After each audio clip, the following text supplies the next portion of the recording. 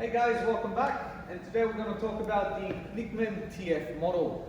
This is the mid-range machine of the NikMann Edgebanders. This is basically the same as the compact, but with a whole heap of extra added features. It's got the standard 600mm support arm. The difference on the front is, immediately you can see, is the touchscreen. With the touchscreen, I can manipulate more of the stations through here.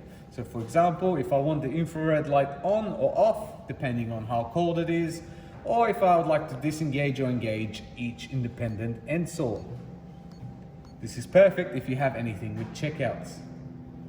After that, we have the buffers, and as you can see here, the emergency. Now this is one of my favorite. So if the alarm is, whatever the alarm is, it will change according to its priority. With it, it comes with pictures and explanations, which makes it very easy for the cabinet maker or the operator to understand what needs to be done. From here on, we'll move on to the back of the machine.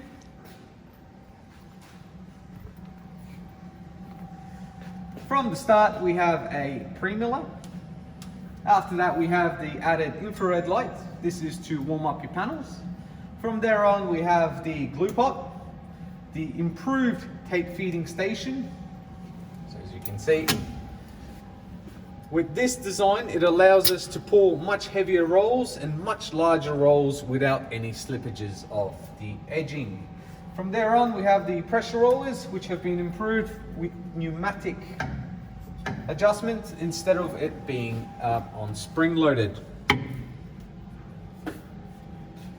Around the back, a little bit further around the back, we have the end saws, same as before.